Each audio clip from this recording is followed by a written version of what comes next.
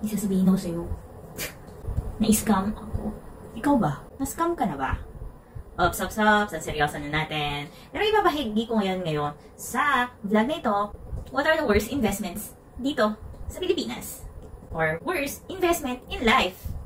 Pero bago yan, ang video nito ay sponsored by Judah Premium Organics. Yan. Mas malalaman pa natin ang tungkol dito sa mga products na ito at yung mga benefits nila and why ako din ay gumagamit ng product na ito. Para sa iba po, ako po pala si Angelica Malindi Gamayo or Angel Gamayo, your angel in doing business. Ako po ay isang entrepreneur at business owner na may 10 years of experience doing business here in the Philippines and abroad. At isang business consultant na nakafocus on providing best service for micro, small, and medium enterprise here in the Philippines. At ngayon nga po ay hindi na lang tayo nag-aambag ng buwis but also mga kabuwis buhay and kahanap buhay, we are also providing valuable content para mas lalo pa tayong lumipit ng mga negosyante at magbigay ng awareness para sa mga susunod na henerasyon. Kaya simulan natin. Ang topic na ito ay tungkol sa mga worst investments na pwedeng naranasan ko na at naranasan ng iba na hindi mo makikita basta-basta kay ChatGPT or kay YouTube or kay Google. Simulan natin sa number 1 worst investment is you invest in using your feelings or mag-invest ng feelings sa iba. What do I mean for that? Nag-invest tayo out of our emotions. Alam mo naman yung feelings natin, hindi stable, diba? It's different emotions we encounter. It's powerful nga ang emotions, but it also drag you down using the wrong emotions. Like, nag-invest ka din kasi naiinggit ka sa kapwa mo. Yung coffee's mate mo, nag-invest sa Pag-ibig Fund 2. Tapos ikaw, gusto mo din, pero hindi mo alam ano yung Pag-ibig Fund 2. Gusto mo din, naiinggit ka, mag-invest ka din, diba? Kahit later on, hindi na mo naman pala kayang ipagpatuloy. You use your feelings in deciding and taking action right away. Your feelings, yung emotion, hindi siya profitable, okay? Don't decide when you're happy or into the lowest point of life. Case in point, may lumapit sa'yo at uy, mag-invest ka naman dito sa aming real property business. Malaking community, may bago tayo mga infrastructure, ito yung location, and that since happy ka that time, overrule ka ng iyong emotions, di ka na nakapag-isip, and you just sign the contract right away. So, nabudol ka. Diba? Nabudol ka ng iyong emosyon. But let's use the right emotions and still connect with our mind. Diba? Parang love life lang yan. Na akala mo, nag-i-invest ka na sa kanya, feelings mo una, sumunod yung effort, ayun, it's gone away, parang bula, diba? Naging missing action yung pinag-investan mo ng feelings. But, yes, hindi lang kasi feelings ang nawawala, but also the time, your attention and energy for it, and yung out of focus ka because your feelings invested in another bucket. Number 2, mag-invest sa hype, sa trend. Pak na pak tayo dyan eh. Yung mga trends, like, may bagong phone, may bagong introduce si Apple, iPhone, the NFTs, Axie. Worst investment because it really took your time also. Kaya tayo na scam, nadadala tayo ng pagka-hype niya or ng trend because yun yung uso. And other people talk about it. Na parang pag hindi tayo nakasabay doon sa trend, parang ikakamatay natin yun. Diba? Napasikat yon, na-hype all over the news, and then it creates vulnerability. Nakasabay nga tayo, pero it would just give you temporary feeling. Pag ang trend or hype, nasabayan mo, or yung wave niya, okay, it's good, nakasabay ka. But kung ikaw na yung dulo, nawawala na yung law of supply and demand. Nung una, konti pa lang yung demand. So, yung supply, mura pa siya. Pero pag dumating na sa hype and everybody already have it, akala marami pang demand, oversupply na, pababa na yung demand. So, maraming na bubudol dito sa part na to. It's just a temporary and it wouldn't last. Pero bago natin sundan ang next worst kind of investment, alamin na muna natin ang tungkol sa Judah Premium Organics. So they have different products that we can check it out in their FB and the Shopee. The Judah Premium Organics, the Magnesium Therapy Spray. Alam mo naman tayo, baby face tayo. Pero, yung responsibilities natin and accountabilities in life, marami na tayong napagtagumpayang mga stress. So, kailangan natin ng pantulong, ng relief, ng pain relief sa mga kasukasuhan. Yan.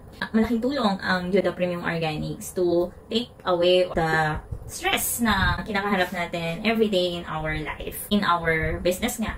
Everyday problems of different clients. Kailangan natin ng masarap na tulog. Like here, the jasmine, inspired mind, there's lavenders for sleep well, lemon for stress relief. Mabilis ma-alter yung iyong kinai-stressan. Like castor oil. Yan. Organic and natural. Let's check out! Yan, and support local brands. So, check nyo po yun. At meron links tayo sa baba for their Shopee and the FB page to know about Judah Premium Organic products and on how you can support. It's affordable, like Judah Organics, safe and effective products. So, mga titas, titos, this is our new essentials. And back to our topic that, ano ang number 3, where's investment? Sa dictionary ni Angel Gamayo ay, ito yung favorite natin. Masamang bisyo, like sugal. Yan, mga online gaming. So, una, try lang. Online casinos na rin ngayon. May involvement ng pera na abuse for entertainment. But of course, maging disiplinado tayo. Your time and money and resources and energy and attention sa mga vices or mga masasamang bisyo. Especially now, ang lawak na ng online gaming, those vices or bisyo na hindi makakatulong para sa atin, in our health also, when activity man yan, entertainment, or something that will drag our financials also, that wouldn't make you satisfied at the end. Another worst investment is investing on the business venture that we don't know. Klase ng negosyo na wala din tayong alam.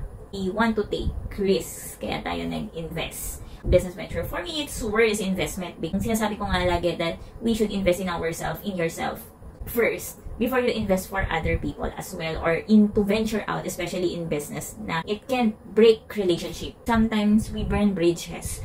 Sometimes nang kumikita yung negosyo, doon natin nakikilala yung behavior ng isang tao. Worst investment ang business venture of other businesses. You're taking a risk instead na you create also something valuable. Ang nagpapatakbo ay ibang tao at pag-aari ng ibang tao. Parang bula lang din yan na they just wanted your resources, your money, or your skills, or your expertise. Go on, di naman na natin kilalang bawat isa. People change and you're not protected with it. If something to decide na wala ka na, diba? Wala ka na, tapos na yung investment mo. Don't go in and all out for it. Okay.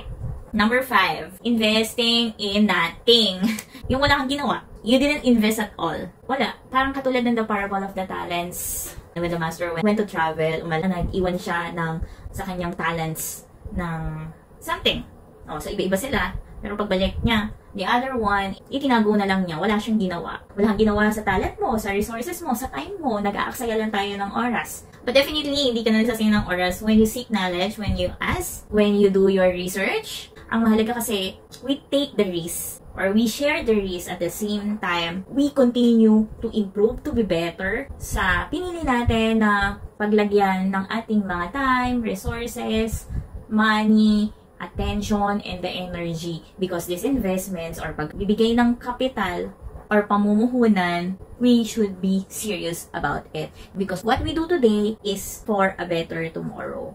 We have a brighter future, lalo na para sa mga kabataan, because may mga katulad natin making valuable content and impact here sa mundo para mas gumanda pa yung maging experience ng mga susunod na henerasyon. Maraming salamat sa sponsor ng video na ito na Judah Premium Organics at katulong ito din sa inyo, better life, let's support our local products. Maraming salamat, Judah Premium Organics. Bakit ko nga ba ito sinishare sa inyo itong mga klase ng mga worst investment in life? Because alam kong makakatulong sa iyo to na magbukas ang iyong kaisipan. Magamit mo itong mga vlogs. Kung may gusto kang idagdag ay i-comment mo naman dyan. Let's spread awareness and also Republic Act 11934, yung SIM Registration Act.